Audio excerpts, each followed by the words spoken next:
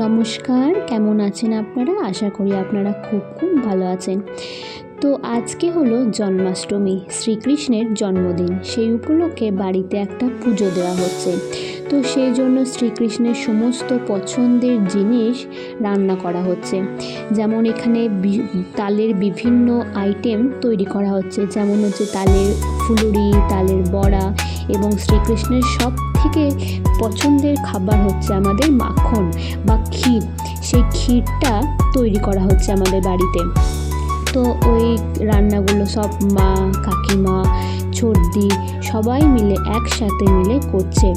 তো সন্ধেবেলাতে যেহেতু পুজো হবে, সেহেতু এখন থেকেই সমস্ত তোড়জোড় শুরু হয়ে গেছে। তো এইদিকে দেখতেই পাচ্ছেন সবাই মিলে লেগে পড়ে কাজগুলো করে নিচ্ছে। তো তারপর আমাদের শ্রীকৃষ্ণদেবের পুজো হচ্ছে। তো এইখানে আমাদের জেঠু আরতি করছে। তো এটা হচ্ছে আমাদের ঠাকুরঘর, আমাদের দুর্গা মন্দির, সেখানেই পুজো হয়। তো তারপর আমাদের সমস্ত পুজো হয়ে যাওয়ার পর বাড়িতে এলো সবাই মিলে, এবং সবাই মিলে যেহেতু সবাই উপোস ছিল, সেহেতু আবার সন্ধেবেলাতে একটু খাওয়া দাওয়া করলো। তো আজকে এই পর্যন্ত, দেখা হচ্ছে আপনাদের পরের মিনি ব্লগে।